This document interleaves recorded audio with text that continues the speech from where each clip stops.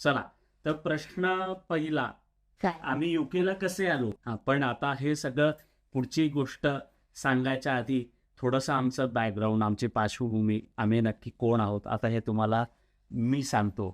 तर स्नेहलचं instrumentation engineering झालंय पुण्याच्या CAP कॉलेजमधनं. मूळचे आम्ही दोघंही धुळ्याचे.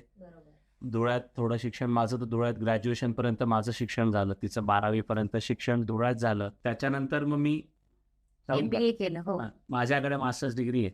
माझ्याकडे नाहीये.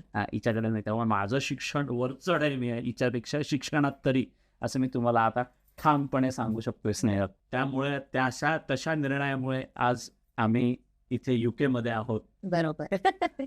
आयुष्यात विचार नव्हता कधीच की परदेशात आपण जायचं.